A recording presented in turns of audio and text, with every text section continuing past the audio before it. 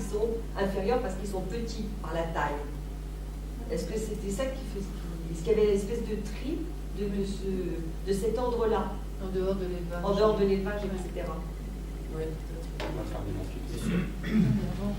oui, je rebondis un peu sur toutes ces questions-là pour dire que d'abord, si nous regardons un peu la Bible, vous avez Caïn et Abel. Caïn et Abel. Le nomade et le sédentaire. Nous revenons un peu sur le cas des Hutus et des Tutsis.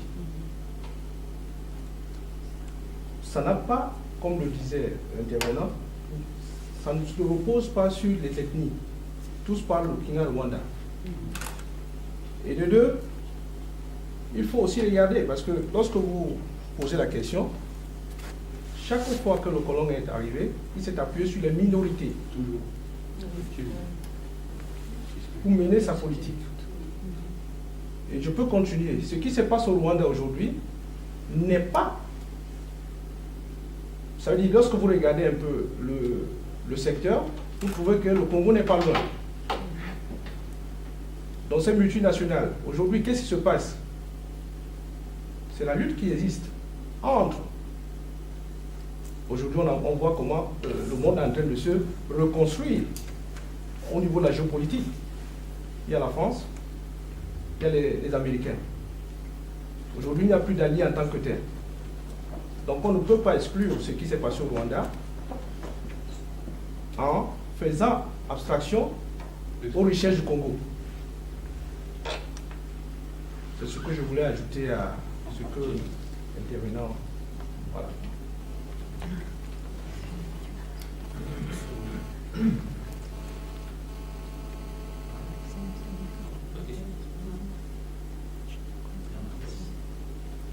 Oui, alors c'est votre question c'était est-ce qu'il y avait d'autres critères? Oui. Alors, c'est vrai que le premier critère, il parle de la cour royale. De la cour, que ce soit au Rwanda ou au Ouganda, on regarde les gens à la cour et les descriptions des explorateurs, au fond, ne parlent que de ces catégories-là, dont on sait bien que, bien sûr qu'on a des familles, des dynasties, et ils sont dans des conditions sociales qui sont très favorables, donc même une alimentation qui est meilleure que partout. Donc on peut, c'est à partir de ce type, de ce qu'on rencontre à la cour, que l'on va définir le tout. Donc il va y avoir une description physique beau, très grand, des choses comme ça. Et à un moment donné, on les voit en train d'essayer de donner corps, de donner raison à leur fantasme. Lorsque dans les années 50, on commence à mesurer la face, l'angle facial, la taille du nez, etc. Donc, il y a un description physique. Et puis, à côté de cette idée de l'activité pastorale, donc, il y a le pouvoir, l'activité pastorale, et puis effectivement, la description physique. Juste que cette description physique, si ça ne tenait qu'à ça, eh bien, aujourd'hui, en tout cas, il y a des gens qui sont traités ici qui ne le seraient pas. Je vous demanderais de savoir entre mon voisin et moi, qui est tout qui ne l'est pas. Si je vous dis quand tout il est à 1,80 m, alors en tout cas on n'appartient pas, ou même on n'a pas le même valeur. Voilà, cette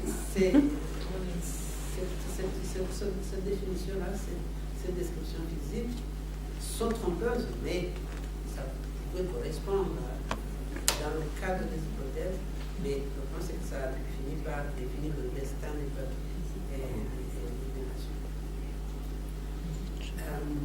Et c'est vrai que dans les années 30, il y a aussi ce comptage pour savoir combien de bétail vous avez. Alors, le problème, c'est que le bétail était imposé. Il y avait un impôt sur la tête du bétail. Alors, quel était l'intérêt d'un éleveur? De dire qu'il y en a beaucoup ou qu'il y en a moins? Je pense que c'était plus intéressant de dire qu'on en a moins. Alors, il fallait savoir où est-ce qu'on a le plus d'avantages de se dire Tutsi et de dire qu'on a une vingtaine de propriétés de la terre, de dire tout et en garder 40 comme ça cachés. Donc, chacun s'est débrouillé comme il a. Mais il faut aussi ne pas être fermé à l'idée que dans ces régions comme ailleurs, les peuples sont venus de je ne sais où. Vous savez, ici en France, je ne sais pas, vous pouvez me dire qui est Gaulois, qui est franc parmi vous. Ce sont les francs et les Gaulois. Mais à part toi, donc, il y a certainement des héritages très anciens de rencontres de peuplement. Mais qui, avec le temps, se sont certainement ils sont dissipés par les mélanges. Si on est arrivé à une sorte de compénétration culturelle à Paranoulan, c'est aussi que sur le plan au moins biologique, on va dire ça comme ça, il n'y a pas de je ne sais pas, ce pays était occupé 2000 ans avant Jésus-Christ, et par qui, et comment les gens se sont comportés une fois qu'ils se sont retrouvés en contact. Je ne peux pas savoir. Alors, la question de monsieur, alors, je ne la comprends pas très bien. Alors, donc, à Caïn Abel, évidemment, ce sont des frères. Alors, puis, vous parlez du Congo. Je suis désolé, le Congo, c'est après le génocide. Donc, il est fait le génocide quand la crise congolaise était une crise congolaise d'abord, une crise congolaise qui date de la période de décolonisation des années 60. Entre 60 et 67, on a trop dit du mal de Mobutu, mais il a réglé quelque chose de commun entre 60 et 67, avec l'appui de l'Occident et des Américains en particulier. Mais il y a une crise congolaise qui date de cette époque-là et qui ne s'est pas résolue dans le temps, au contraire. Après, c'est vrai que le génocide aussi a accentué la crise congolaise du fait de la population rwandaise qui se trouve transférée sur le territoire congolais, comme ça subitement, l'Est du Congo, en tout cas pas l'ensemble du Congo, la région qui est frontalière du Rwanda, les régions de Bukavu et de Goma, pour ceux qui connaissent un peu la région, qui se trouvent en très peu de temps avec 2 millions de Hutus qui sont là et qui ont des armes, qui sont aidés par les ONG, alors que les populations congolaises ne sont pas aidées et souffrent et enfin. Bon, donc il y a une question, il y a une crise congolaise qui est du Congo et qui va être après accentuée par la crise rwandaise. Par contre, il ne peut pas tomber dans le travers de ce que nous entendons maintenant, qui fait une relecture de l'histoire en disant oui, de toute façon, le génocide est un complot américain auquel sont impliqués l'État d'Israël et la Grande-Bretagne pour la conquête du Congo. Non, je suis désolé. Là, on est dans le complot, il y a une histoire. Et c'est pas un complot. Juste pour recadrer le débat, je vais vraiment pour les questions qui se posent, que ce soit. Par prendre un micro, s'il vous plaît. Alors, pour recadrer le débat, je veux que les questions soient vraiment ciblées, orientées sur l'histoire, la genèse qui mène au génocide, voire sur le génocide des Tutsis uniquement. Parce que je pense que la question de la crise congolaise, c'est une autre conférence. Je pense aussi que l'exode des populations Hutu vers le Congo, c'est une autre histoire. On peut faire l'histoire du génocide, l'histoire post-génocide. Donc là, vraiment, on est sur une période de l'histoire qui est déterminée. Donc je demanderais vraiment de se cantonner à ça. Je crois qu'il était quand même le monsieur là en question. Parce que je pense que c'est pas pour rien qu'il a parlé notamment des relations internationales. Parce que je pense que Je ne sais pas, peut-être si je me trompe, hein, peut-être que je me trompe, mais je crois qu'il monsieur voulait revenir en fait sur l'un des éléments du déclenchement du génocide rwandais, en l'occurrence, l'attentat, puisque effectivement c'est après, là on est avant le génocide quand même, le génocide arrive derrière. Et je crois que l'interrogation de monsieur, si je me trompe, en tout cas allait dans ce sens-là. Donc on est toujours bien dans le génocide rwandais et pas ailleurs. Je pense que c'est pour ça aussi que j'ai répondu à ta question. Mais le problème, c'est qu'en fait, la question est posée sur une partie que je n'ai pas traitée et que je n'avais pas à traiter. Moi, je vais à traiter les origines jusqu'à peut-être aux années 73 et pas après. Des questions, accessoirement, des questions auxquelles on pourra revenir plus tard quand on aura la conférence continue, on a un nom qui répond. S'il y a plus d'autres questions, de toute façon, je pense qu'on a un peu répondu. Alors, donc, je reçois Dina Colomba. Bonsoir. Vous avez publié très récemment l'édition à la découverte. On entend. Micro. Je pense qu'il est Le micro. Est-ce que le micro marche? Non, il ne marche pas. Il n'y en a aucun qui marche? Non,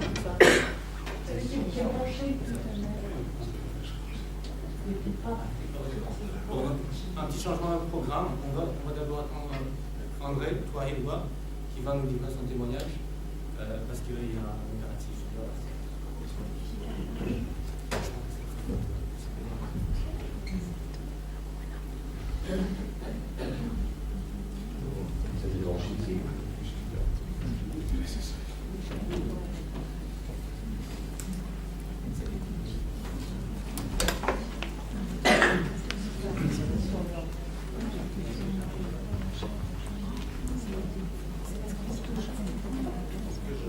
Est-ce que vous m'entendez, s'il vous plaît? Oui, même si la voix est oui. cassée, Oui. c'est un professeur à 18h là. Donc, moi, je témoigne en fait de la période qui va de 1948 évidemment, ma naissance, à 1973, mon départ à l'exil au Burundi.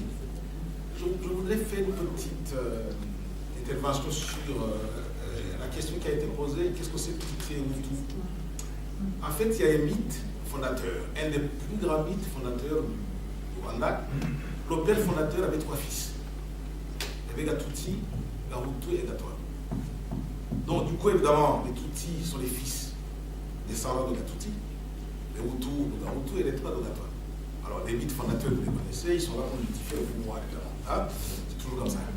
Il paraît que je dois parler dans. Est-ce que vous m'entendez? Oui, donc, du coup, évidemment, le pouvoir a été pris par Gatutsi, c'est-à-dire celui qui a été, parce qu'il avait confié une mission aux 3 enfants, et c'est Gatutsi qui était le cadet quand même, et qui savait tirer le premier, et qui a pu répondre à la question qui était posée, la mission qui a été confiée aux 3 enfants. Donc en fait, si on doit remonter aux mythes, les mythes étant ce qu'ils sont évidemment, ils sont là pour expliquer, etc., vous savez, donc c'est un mythe. Alors, moi, mon intervention, c'est un témoignage, parce que effectivement, j'ai vécu de 48 donc à nos jours, mais je vais m'intéresser à la période que j'ai vécue au Rwanda. Ma vie, il y a 3 tranches dans ma vie. Il y a la période 48, 25 ans jusqu'à 73 donc au Rwanda, 10 ans au Burundi et 31 ans en France. Donc je suis issu de 3 pays. J'ai vécu, enseigné, travaillé, j'ai étudié, enseigné et travaillé dans les 3 pays. Donc, ce qui m'intéresse donc, c'est la période 48-73. Et je voudrais évoquer aussi le fil conducteur de mon exposé, c'est quoi, de mon témoignage. C'est que, ce que je veux dire, c'est quoi? C'est que, d'abord, le racisme que j'ai vécu, c'est pas le racisme ambiant, ordinaire. Celui-là, je l'ai vécu ici. Le contrôle aux faciès, le refus de servir quand je me présente au bar, ça, j'ai vécu ça ici. Le racisme que j'ai vécu, c'est le racisme. Il marche bien, il marche bien. Ça marche bien, on ne touche rien. C'est le racisme d'État. C'est le racisme politique, si on parle même d'État. Alors, pourquoi est-ce que. Et puis, deuxième chose, c'est le crescendo. Ça veut dire que c'est parti très lentement jusqu'à atteindre les années que je connais, 73. Donc, petit à petit, ça a été crescendo. Il s'agit encore une fois, non pas de génocide, parce que je n'étais pas là, j'étais en France, il s'agit des exactions et discriminations de type raciste. Alors encore un petit disons, intro, c'est que la période que j'ai vécue au Rwanda, ça va de 48 d'abord, il y a 4 tranches, de 48 à 60, 1960, de 60 à 66, de 67 à 70, et puis de 70 à 73. Alors je commence par la première, mais avant de vous dire ça, je tiens à me présenter de façon identitaire, socialement. Socialement, j'appartiens à la classe moyenne. J'appartenais, je veux dire, quand j'étais petit, mon père appartenait à la classe moyenne. Pourquoi? Parce que tout simplement, il avait à la fois, évidemment, des terres, comme tout le monde, mais il avait aussi des vaches. Et le critère qui a été déterminant pour le recensement de 34-35, on a fixé par écrit ce qu'on disait Kabanda, par écrit les races, les ethnies, c'était un critère d'abord socio-économique. Donc, vous aviez plus de 15 vaches, je crois que c'est 15, vous étiez Tutsi, moi, Hutu. Anecdote, j'avais un copain, un ami à moi qui était Hutu, et son oncle paternel était Tutsi. Parce que, tout simplement, lui, son père n'avait pas 15 vaches, et l'oncle avait 15 vaches. Vous voyez ce que ça veut dire, n'est-ce pas? Mais il n'y a pas que ça, évidemment. Il y a aussi, évidemment, ce que vous devez comprendre, c'est quoi? C'est que dans toute société, il y a des classes moyennes, des classes basses, moi, j'appartiens à la classe moyenne, avec ses valeurs, avec sa richesse, mais aussi avec ses valeurs. Alors, je voudrais dire, les 3 valeurs pour moi, c'est quoi? Pour moi, je continue, je le dis toujours, c'est ce qu'on appelle effectivement Obugabo. Obugabo, c'est quoi? C'est être responsable. Être responsable jusqu'au bout. Et puis, il y avait Obufora. Obufora, c'est quoi? C'est l'excellence. C'est vraiment être bien, faire bien ce qu'on doit faire. Et puis, il y avait aussi Ubuntu.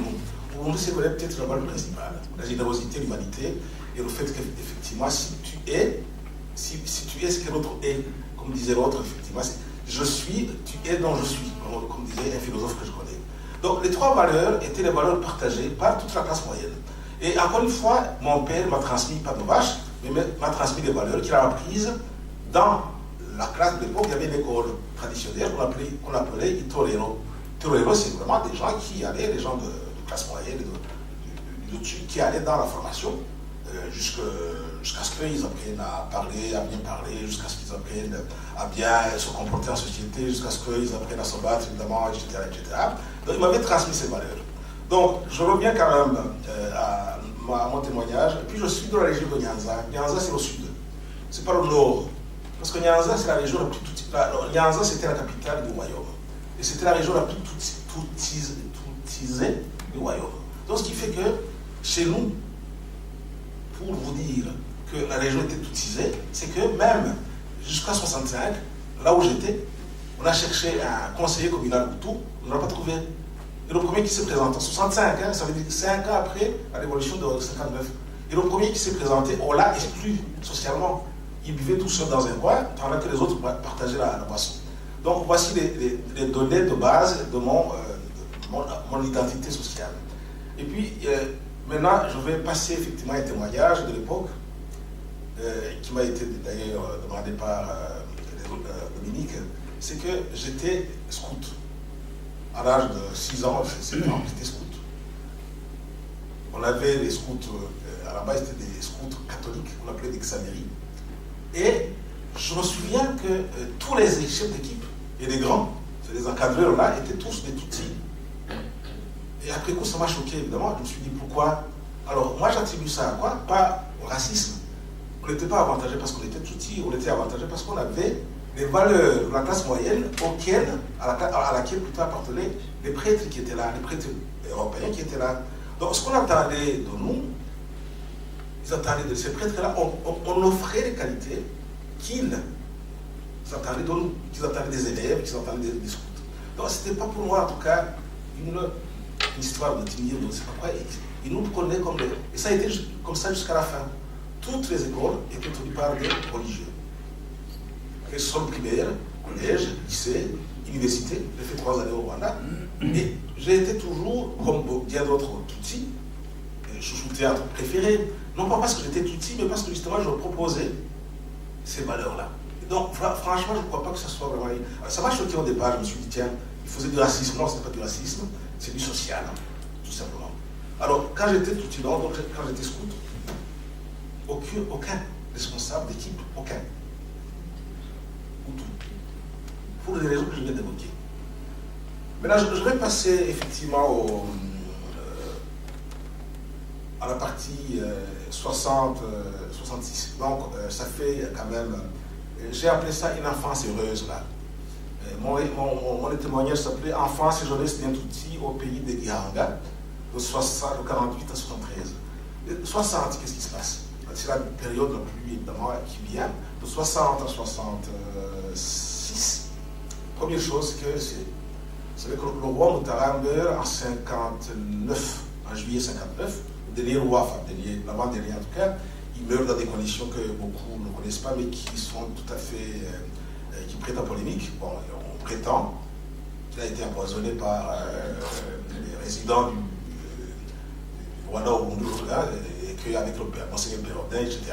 Donc quand il meurt, en fait, en 59, la même année, à la fin, il meurt en juillet, et en novembre, si ma mémoire est bonne, c'est la Toussaint rwandaise, je crois que c'est ça, ça commence, le massacre de Tutsis commence là. Nous, l'année suivante, en 60, au mois d'août, après le 15 août, je m'en souviens parce que effectivement c'était la fête de l'Assomption, hein, chez nous, elle était des catholiques pratiquants. Qu'est-ce qui se passe? Les gens viennent, ils arrêtent mon père, qui avait un âge plutôt avancé, je suis le 8e d'une famille de 9 enfants. Vous voyez ce que c'est? Donc, moi, vous voyez l'âge que j'avais, il était vieux. Donc, on l'arrête avec mon oncle maternel, on les jette en prison parce qu'ils auraient tué un responsable par le Hutu quelque part à quelques 20-25 km de là. Donc, on ne comprend pas ce qui s'est passé. Il n'était pas là parce qu'il était à la messe du 15 août. Et pourtant, on les arrête, on les jette en prison. Moi, je reviens, j'étais à l'école secondaire à l'époque. Je suis né en 48 février, donc en 59. Je suis en première année secondaire et donc en août 60, je reviens d'un cas de Saveri, parce que je continue mes activités, et j'arrive à la maison, je n'ai pas le temps de m'asseoir parce que mes parents, ma mère, m'ont dit écoutez, prenez votre petite soeur, la cadette, et allez acheter du pétrole, mais ne le volez pas. Le pétrole à l'époque, on s'éclairait avec une lampe tempête. Donc ils nous envoient en fait pour nous dire ne le volez pas, prenez comme si vous alliez là, au centre, et puis partez, ne le volez pas. Et c'est comme ça, effectivement, qu'on est parti. Je suis retourné quand même là, en 1997, et je n'ai pu récupérer la propriété qu'en 2013, l'année passée. C'est le premier coup, évidemment, c'est vraiment la fin de l'Éden, la fin du jardin d'Éden, on est vraiment complètement perdu. Alors, d'autres témoignages pour l'époque.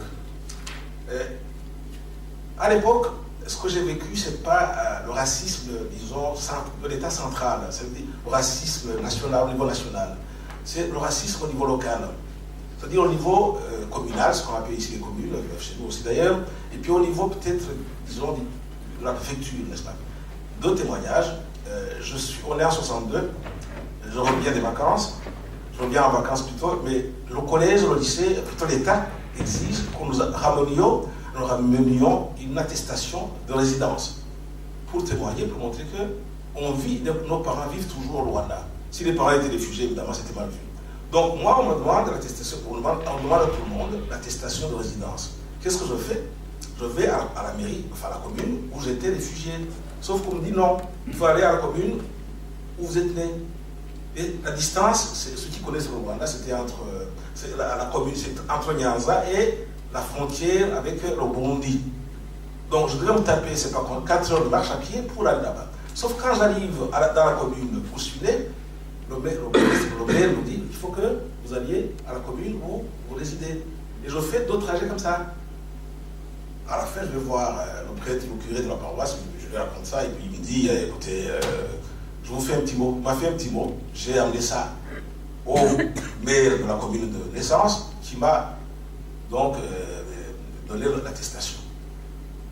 Deuxième témoignage, on est en 63, c'est-à-dire l'attaque des Ignési, pour ceux qui savent, c'est des réfugiés Tutsis qui avaient tenté de revenir au pays. Et j'étais responsable des élèves, des étudiants en vacances dans ma paroisse. Et on avait une réunion chez l'évêque pour planifier les choses. J'arrive, je partais à pied, on marchait à pied à l'époque souvent, et je tombe sur le sous-préfet que je connaissais, qui descend avec ses sbires Hutu qui était armé de Bourdin. Et je vais lui dire bonjour parce que je le connaissais. Il me dit, mais espèce d'Ignesi, espèce de cafard. Mais qu'est-ce qu'il fait? Il me dit, vous avez des armes, vous avez des... Il me dit, non, il ne m'a pas dit des armes, vous avez des cartouches dans votre besace là. Il jette tout ce que j'avais dans mon sac. Et puis à la fin, il me dit de m'asseoir par terre. À l'époque, il n'y avait pas d'asphalte, c'était la poussière. Et à l'époque, j'avais des cheveux aussi. Donc il se met et dit à ces hommes de main, cherchez dans ses cheveux. Il m'a par terre. Hein. Et évidemment, il se met à faire ce qu'il me demande. Et puis à la fin, il me dit, pas de faire foutre, un truc comme ça. Je suis parti. C'est ce type d'humiliation qui était vraiment répétitif. Et qui font, quand on a 15 ans, évidemment, c'est vraiment très dur à vivre. Je m'en souviens comme si c'était hier.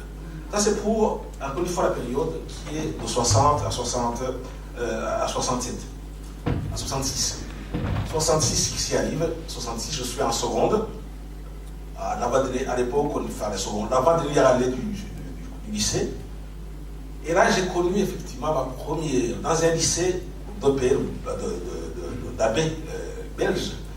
Et qui me chouchoutait aussi, qui nous chouchoutait en tout cas. Et qu'est-ce qui se passe? Je suis le premier de la classe, en tout cas parmi les premiers. Qu'est-ce qui se passe? Ils me disent, mais moi, à l'époque, une fois qu'on était en seconde, la classe qui précède donc la dernière année, on pouvait aller faire l'école d'officier. Donc je m'inscris. Je me dis, non, il n'y a pas de raison. Sauf que, on me dit non. C'est ce que je vais appeler encore une fois l'exclusion professionnelle et scolaire, de formation et profession. On me dit non. Je dis bon, pour la prochaine fois, je vais tenter quelque chose. J'arrive à la fin du bac, je passe le bac. On avait une formation de latin, mathématiques et sciences.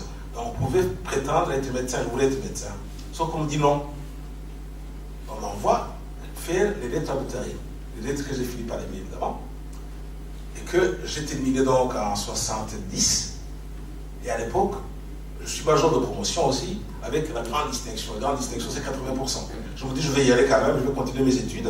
Et aller, comme il n'y avait pas de licence là-bas, de maîtrise, il fallait que j'aille à l'étranger. Sauf qu'on va prendre le dernier de la promotion, qui était Hutu, et qu'on va l'envoyer. On ne le voit pas. Et encore une fois, ce qui se passe, c'est quoi? C'est que dans les années 66-67, il y a eu ce qu'on appelle, effectivement, chez les Rwandais, connaissent ça peut-être les gens qui sont assez... c'est qu'on a eu un durcissement du régime suite à un schisme au sein du parti. Les gens du Sud, ça veut dire la région du premier président du Rwanda, se sont chamaillés entre eux, et donc du coup le régime a durci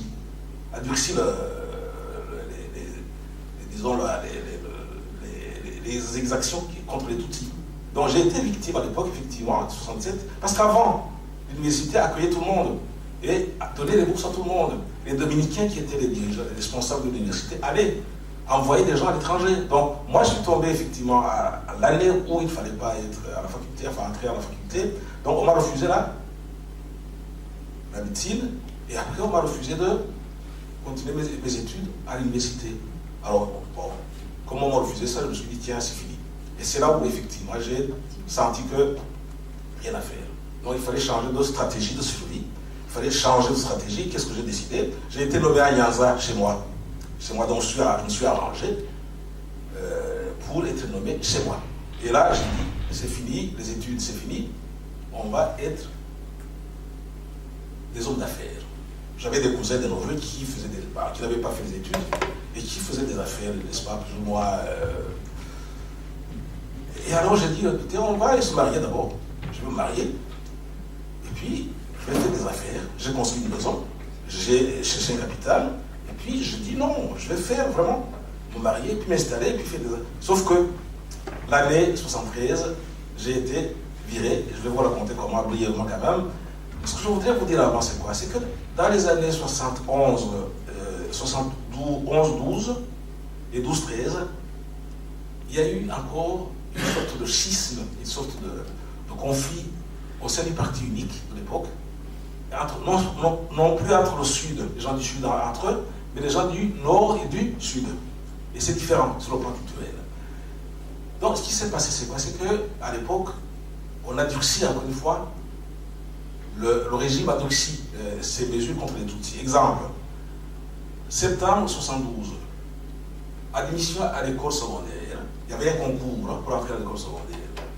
1, 11, Tutsi, 11. Il y avait, moi j'étais enseignant, on avait les listes. À côté du nom, il y avait l'ethnie.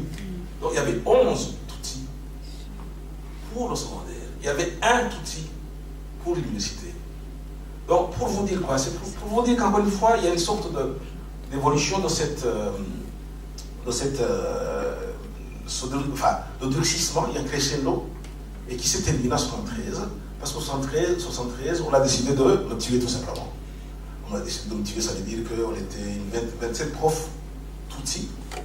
On en a pris 3, dont j'étais, parce qu'on estimait que nous étions des intellectuels qui m'avaient fait l'université, etc. Donc on a décidé de donner un exemple, les 3 qui devaient disparaître. Sauf que parmi eux, il y en a un Hutu, un jeune Hutu qui devait venir me tuer, qui m'a averti, et donc qui m'a permis de m'échapper avec la famille. Et donc, à la même époque, d'ailleurs, qu'est-ce qui se passe? C'est que là, parce que j'ai fini par acheter une propriété en dehors de chez moi, j'ai acheté, on s'est déplacé 5 fois. Et pour me fixer, j'ai acheté une propriété quelque part loin de chez moi, pour pouvoir échapper à tous ceux qui disaient il va revenir, il va nous réclamer les biens de sa famille. Donc, le même jour, pratiquement, on a détruit la belle maison que j'avais construite. Le même jour, on a chassé la famille qui était là, la maman et les enfants, la petite soeur, les autres. Donc, je me suis dit non, c'est fini, il faut que je parte. Sinon, je vais y passer. Et c'est comme ça qu'en avril 1973, je suis parti au Burundi. Je ne vous raconte pas les détails du départ, mais ce que je vais vous dire, c'est qu'on en avait ras-le-bol. Je voudrais mettre un petit, juste quelques, si vous me permettez, Alain, ce qui s'est passé après, résumer une sorte d'épilogue. Donc, en 1973, je vais au Burundi avec la famille, ceux qui restaient en tout cas au Rwanda, et je ne peux pas continuer mes études parce que j'ai une famille qui vient avec moi.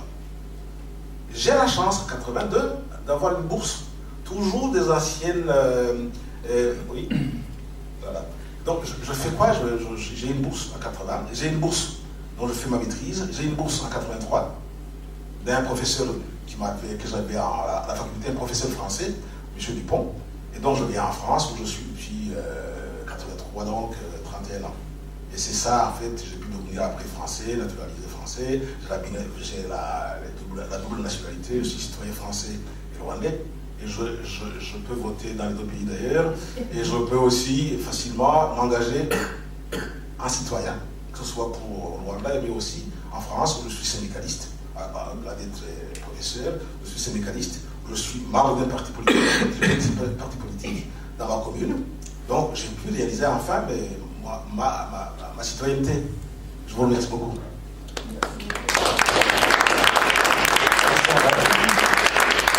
Si vous avez des questions dans la salle, on prend une série de questions avant qu'Antoine s'en aille.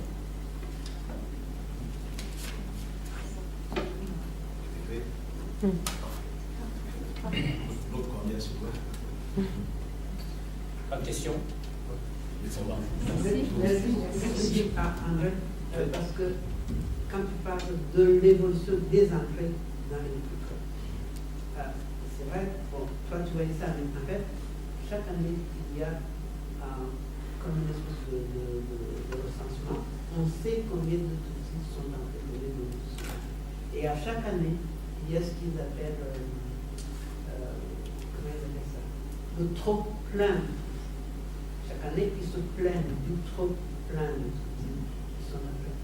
Ils sont en surnom. Ce qui explique pourquoi aussi en 73, Ce qui, juste pour te ça dire, s'appelle au coefficient de ça c'est pour restaurer le métier après, parce qu'après, il y aura quoi? Il y aura les familles qui vivent au régional et qui vont arriver à la situation évidemment plus tard. Ce que je veux dire, c'est quoi? C'est que dans les années, encore une fois, 60, jusqu'aux années 66, les Tutsis, même jusqu'à 70, quand j'ai commencé à enseigner, j'avais dans une de mes classes, j'avais plus de Tutsis quasi, c'était une école de filles, et de Hutus quasi. C'était clair. Sauf que l'année après, mais chaque année, il y a ce rapport sur le coefficient de disparité. à partir des années 60, Donc, oui, il y a 66. mais en fait, ils ne sont pas capables administrativement parlant, puisque de toute façon, dans les cas, ils n'ont pas réussi tout de suite à casser. Mais c'est contre Oui. Vous avez appris vous êtes Tutsi à quel âge? Ah, c'est ce que Alain.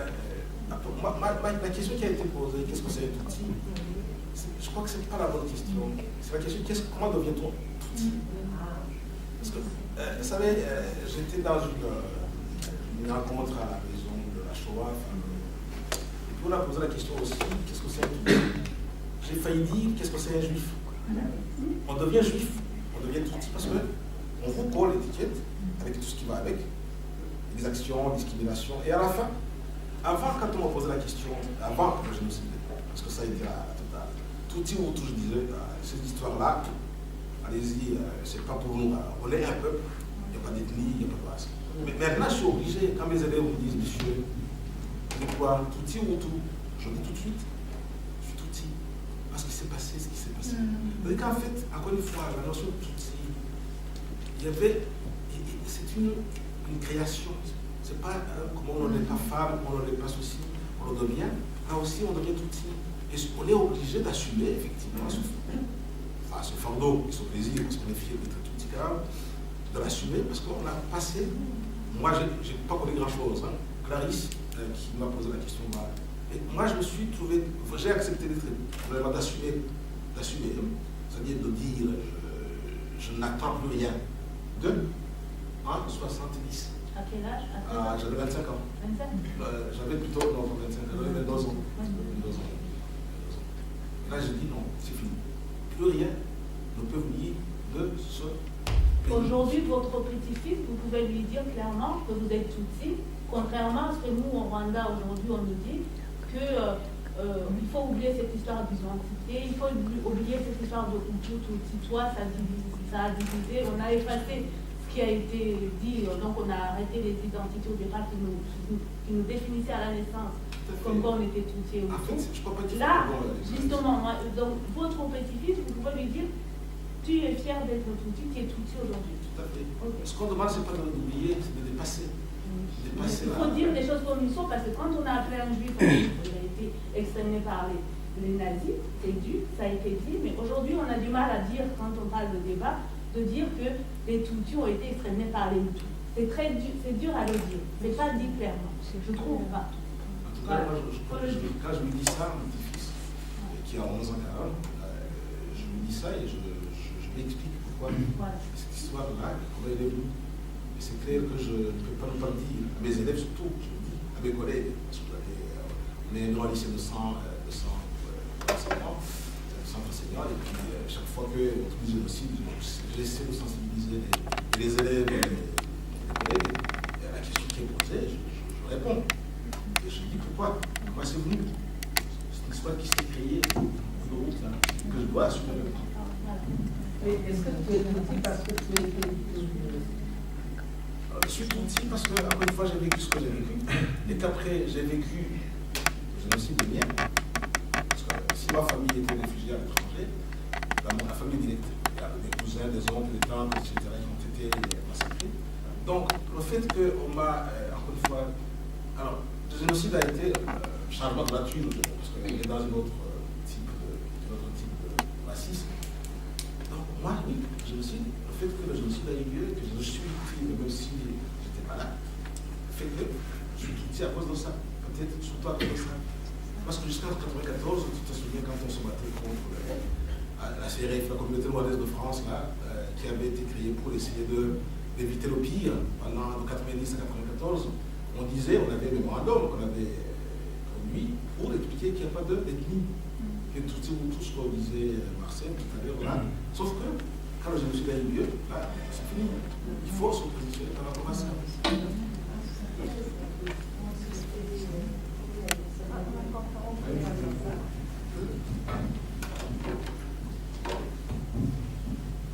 En 1973, au mois de février, c'est là que j'ai été chassée à l'école secondaire tronc commun à Zaza. Est-ce qu'il y a eu des listes comme ça s'est passé chez moi, des professeurs et des enfants Tutsi? Moi, j'étais le numéro 1 à Zaza. Donc, je voudrais savoir si ça s'est passé de la même manière dans tout le pays. Parce qu'il y avait des planificateurs comme moi en 1994. Il y a des gens qui faisaient ça. Entre autres, j'avais un professeur de mathématiques aussi qui a été impliqué, qui est ici d'ailleurs en France. qui est... Oui. Tu as fini la question? Alors, ça sera la dernière question, André. Alors, juste pour te dire que ce que j'ai connu chez moi, c'est qu'il y avait la liste des enseignants, des employés, enfin, des fonctionnaires de l'État, une liste qui était dressée par les gens du numéro 1, toujours 1. Et puis, pour les élèves, c'était simple. Quand on est venu chasser les élèves, en fait, ce qui se passait, c'est qu'on envoyait les élèves. Moi, c'était une école de filles. Et puis, à côté, il y avait un lycée garçon. On a envoyé les garçons chasser les élèves tout petits dans mon lycée. Ils sont arrivés, je me souviens encore, et puis j'ai vu une sœur canadienne entrer, il me dit, il pleurait, paniqué. Moi je dis, écoute, je l'ai sorti un peu, je dis, qu'est-ce qui se passe? Il me dit, il faut que je dise aux tout petits de partir. Et je dis, tu t'en vas? Moi je les connaissais, il n'y en avait pas beaucoup, il y en avait 4. Là où j'étais, la classe où j'étais, c'était une première. Et puis j'ai dit ceci, écoutez, je vais me charger de vous dire les élèves. J'ai dit, les tout petits, je les connaissais, les tout petits, levez-vous, les tout quasi, ils se sont levés, je les vois encore trembler. Je les ai accompagnés quand même, je les ai accompagnés jusqu'à ce que je les confie à un Hutu, responsable de tout ce qui se passait là-bas, que je connaissais, qui était mon collègue. J'ai dit, écoute, la directrice est bien entendue, je sais que ces jeunes-là vous écoutent. Donc, ce que je vous demande, ce n'est pas de les garder ici, c'est de les accompagner pour que ces jeunes-là ne les massacrent pas. C'est un des actes dont je suis fier d'ailleurs, parce que je peux témoigner là-dessus. Donc, les élèves, oui. Plutôt les enseignants et les fonctionnaires, oui. La liste des élèves, non. Moi, j'étais sur une liste, mais les élèves, non.